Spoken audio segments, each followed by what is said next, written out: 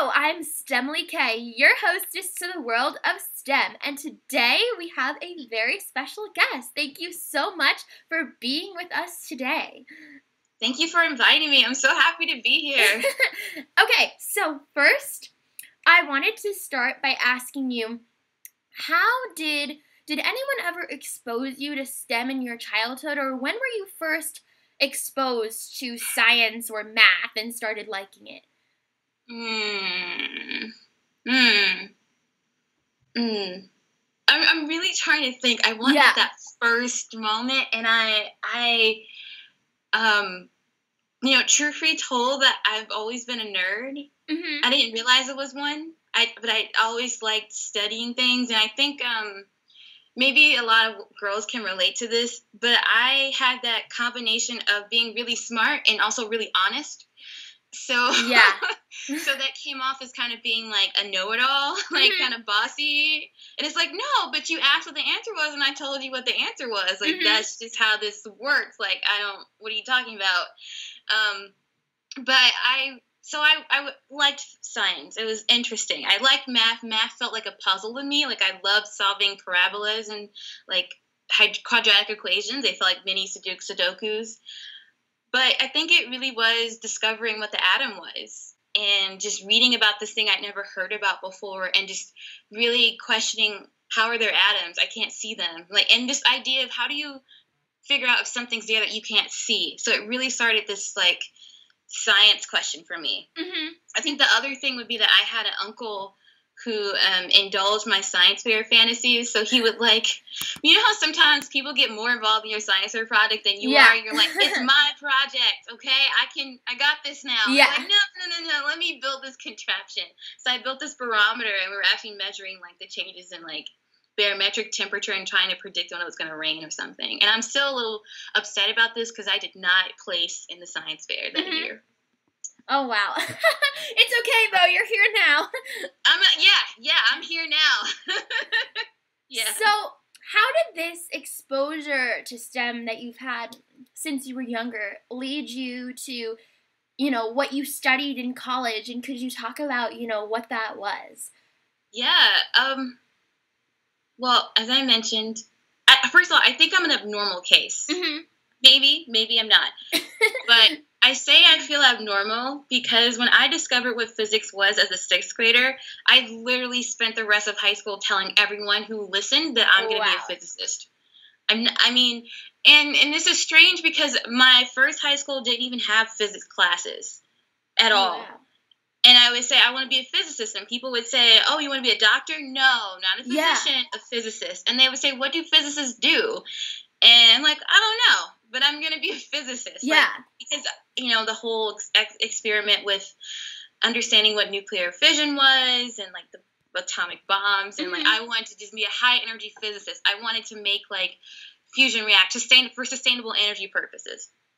And that's kind of, I wanted to do physics. And actually, that's why I went to math and science school in Mississippi, which is a public residential high school, because I found out in 10th grade that they had physics classes and they had upper-level math classes. So I just said, well, obviously this is where I should be. And then I spent the last 2 years at the math and science school. And when I went to college, where do you want to study? I'm going to study physics, and then I'm going to get a PhD in physics. I was just, like, telling, that was the whole plan. And I think that's kind of crazy now that I think about it, to be so, like, bullheaded about this. But what I will say is that I let the science and the questions lead me. So if things sounded interesting, I just did that. And when I first started, I wanted to do high energy physics. Like, I wanted to do nuclear energy. But that's not what I do now, right? Yeah. At all. I do drug delivery. I look inside the body for inspiration instead of looking up at the stars now. But I still feel like I'm that girl who does physics and just questions everything and just wonders, how is this possible? How can you prove this? And trying to find ways to prove it. So how did this, questioning and discovery that you had throughout, college and even before that lead you to your career life? And could you talk about, maybe past careers that you've had and then what you do today? Yeah. I'm laughing because you said I have past careers, and I'm like a career student. But people always ask me how I ended up doing this. How do you go from being pure physics? I didn't take any biology in college. I took one chemistry class, and I was like, I can't do this. I'm done. I mean, I really just... It was partially like I didn't like chemistry, and the other part was I got a C in my freshman chemistry class, and then I was like, I don't need this. I'm better than this. I sort of regret that now, but it's okay. So I went from physics to biomedical engineering to now pharmaceutical sciences. So I've always been jumping fields, and people always ask me how that happens. How do you do that? Yeah. And in my own mind, it never felt like such a big jump. Yeah. Because I let the questions follow me. So here's a train, if you can kind of get a sense of this. Wanted to work in high energy physics, applied for high energy physics internships, did not get them because no one wants to hire a freshman. Yeah. To work in, and then, So Lawrence Berkeley National Laboratory, again, I'm so salty about people who rejected me. They said no, but then I got this internship in biophysics. Wow. So I went there. And I spent that summer actually using physics to understand how cell membranes fuse together, which has implications for how viruses infect cells. And so I had this really, and we can talk about that more later. It was pretty interesting. But it was my first foray into I can use physics to understand biological principles. And I was like, oh, that's interesting. Yeah. And so then I started... I asked my sophomore professor if I could work in his lab, and he was an optics person. And all of a sudden, I'm building microscopes to image breast cancer patients. And no, literally, like, we made this instrument, and then we wheel it across the street, and we go into the hospital and, like, measure, do MRI, and then do this other type of optical imaging on top of it. So then I thought, imaging. I can image and do biology. I can still be a physicist, but I can look at biology principles and do this thing. And it kind of just went from there. I became really interested in imaging. I did experiences with MRI. I worked at the National Institute of Health for a summer. I worked, what else did I do? I worked in a genetics lab before, which was completely, no biology. So genetics was really hard. Biology is hard. Yeah. People always said that physics was harder, but I think biology is very hard. Give me back quantum mechanics. I went to grad school in biomedical engineering because I thought I want to build an instrument and then use it to look in the body. And that's where the cancer question came up. And then I started looking at immune cells in the brain and seeing how they respond when a cancer cell goes into the brain. So for me, it started as imaging. Didn't get the high energy physics, but got the biophysics. Then the biophysics led to imaging because that was the only biophysics professor in the department. And then I got interested in imaging, and then I had a cancer project to image. And then I started looking at how cool these cells were in the brain, which were immune cells and cancer. And then I started thinking, wait, they can be used to deliver drugs. And then I got another side project where I was helping someone else deliver drugs into the body. And then I decided, well, if I want to deliver drugs and image it, I should know how to make drugs. So then I immersed myself in the pharmaceutical sciences department, where I talk to chemists all day who really know how to make drugs. It looks like tic-tac-toe to me, but... No, that totally makes sense. So that's how that went. It's kind of like you let your mind wander. And it's a little scary, but it's also very fun and very rewarding if you do that, I think. Yeah, definitely. So sorry for the rambling. No. That totally makes sense now. Your whole career path. So that makes sense because people that doesn't make sense. People are like, how did this happen? No, it makes sense to me because I'm all over the place too. Okay. So I got it.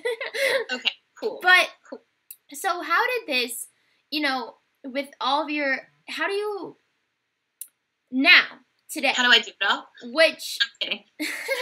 Which now, you might not have a strict, this is what I do every day, but what are some of the things that come up in a typical day for you?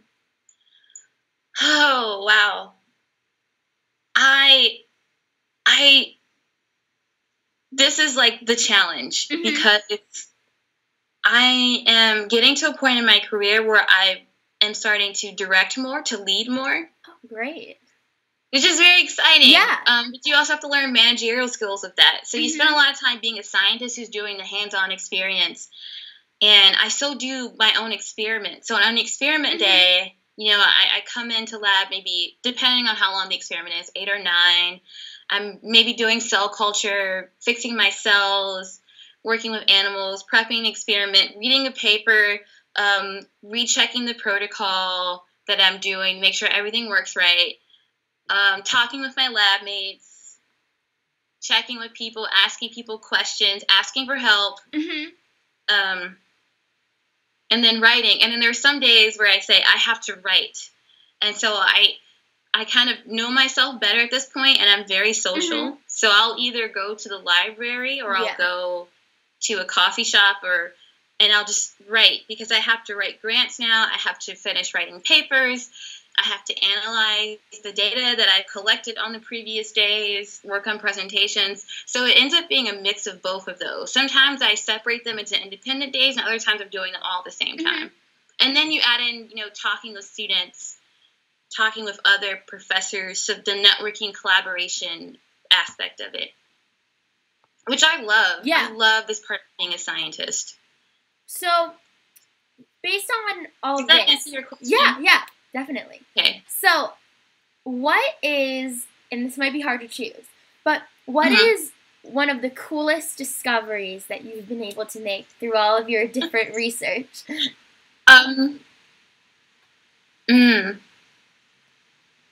Discovery sounds big. Discovery sounds like look out in 10 years, I'll get a Nobel Prize. But I would say one of the coolest things that I did and this happened in graduate school, I told you that I did imaging. And what we actually did was I did multiphoton microscopy at Cornell with Chris Schaefer. And we would actually image into the mouse brain. So you can actually drill the skull off of a mouse brain and replace it with a glass window, and then image for up to 6 months. And so you can go back to the same vessel every single time. Wow. So you can label the vessels. You can use transgenic mice so that each of them have, let's say, the immune cells of the brain look green. Yeah. And I was actually trying my hat out. I call myself a cancer cell hunter because I was trying to hunt down cancer cells in the brain, because brain metastasis is when cancer spreads to different parts of the body. And up to 90% of cancer deaths are actually attributed to the spread. Wow. So I was really focusing on the spread, and in particular focusing on brain metastases, which are very traumatic and painful. Well, they're all painful, but I was looking at this.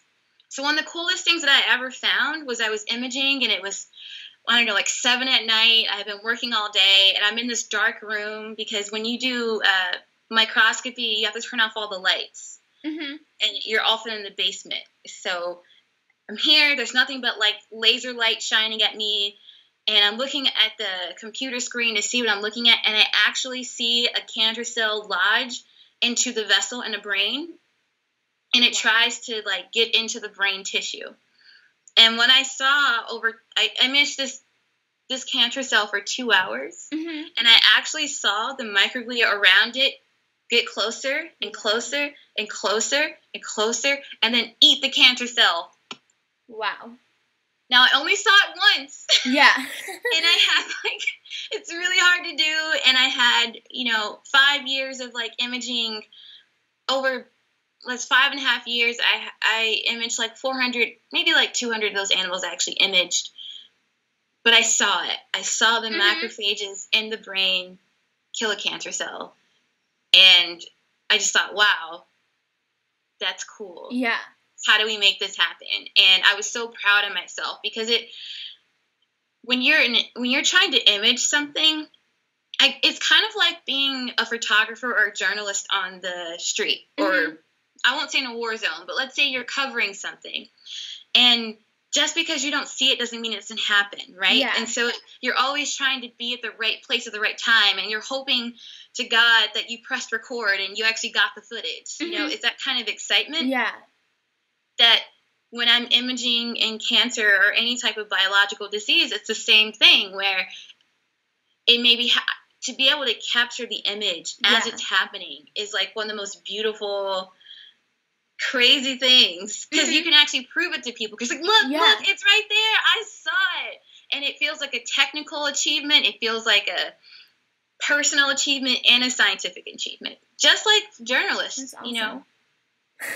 Yeah. That's so cool. So if you like journalism, you might like microscopy a lot, actually. Yeah.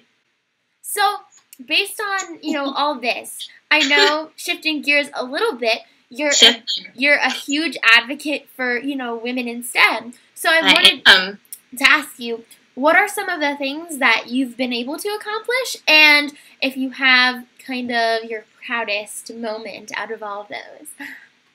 Ooh, gosh, accomplish. Sometimes I'm too humble here because I hear the word accomplish and I go, what have I accomplished? But I think if I were to be my mother. Yeah, exactly. You know, I think, and maybe that's like a good strategy for people. If you don't like bragging, like picture like your most annoying relative, right?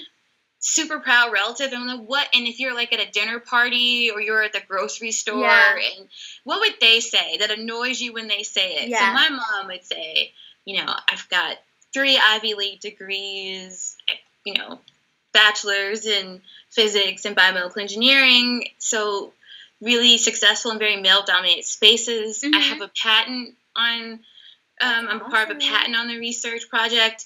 I organized a conference for undergraduate women in physics. That's great. That brought over 171 people to Cornell, and we have participants over 2 countries. Wow. I actually know what it's like to raise like $60,000. That was super cool for me. Writing grants and being able to bridge scientists internationally. Being able to say that I've spoken with both of my Ivy League presidents, I've been on the same stage as them, have pictures with them. Good. I have given a TED Talk, and it's gotten over 1 million views. That's awesome. So, I mean, and being a TED Fellow, which is, you know, such an impressive distinction. They choose 15 every year out of thousands of applications. And and the other thing is, you give a talk, but to have your talk chosen by the curators of TED to be posted, that's actually a huge accomplishment that I didn't. I kind of undersold. I like the podcast that I do. Yeah. But I think more personally, I like being able to use my opportunities to support other women. Yeah. And that's what I really find just so inspiring and interesting. Because one thing, I always say one thing, but the 10th thing, the podcast or my interest in women in STEM is starting to change a little bit. So a lot of the work that we see is about, it's about this idea that if only women could see themselves in STEM, then they would be better. They would know they could do. And it's like this outreach-oriented mode. And what I'm gravitating towards now is kind of an evolution of that, because what I see is that women are being trained and nurtured at a young age to be the best, to go out and to do amazing things, just like you are, Emily. Yeah. But they enter these workplaces where people are hostile, where people don't want women leaders. Yeah. But we keep saying it's a pipeline problem. Yeah.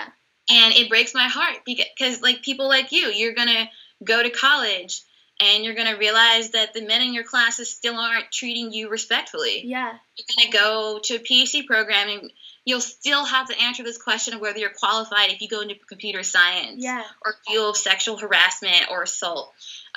Women still aren't being hired at higher levels of the corporate status or in academia. Yeah. Women in media, which is also why I'm interested in this and glad you're doing this, because women are not asked to be experts when people are reporting in the news and the media. Like, only 19% of articles in a New York Times feature story have women as sources. That's so they're crazy. Not. So in other words, of course, people think that women aren't scientists if they never get asked to be expert witnesses on these journalistic articles. And if women are also in the newsroom, then they don't have projection over their story. So no one's going to write a story about a girl. Yeah. So I think there's a lot of space for people, and there's a lot of things happening. And what I want to do is open up that space so that when someone like you or whoever's listening to this podcast gets into that physics classroom, they don't ever have to think that they're trying to prove a point. Because I think we're past this moment of, and this is my preaching, this is my soapbox, past this point of proving that women can do things. It should be obvious that women are intelligent, that women can do physics, that they can do engineering, that they can do STEM. And that's not the problem anymore. The problem is these environments are not welcoming to women. I agree. They're not being valued, and they are not being valued. So for me, that's where I've now directed my fight and my intentions. It is literally why I demand anything when I go into a space now. It's because if I don't, I need you to respect my worth. I need you to see me when I'm in the room. And I want to set that example for other people to do that. And if I can leverage anything I have in any way, I will. And I do. That's awesome. And it's soapbox. Well, I want to thank you so much for being with us today. Thank you. And again, I'm STEMilyK, your hostess to the world of STEM.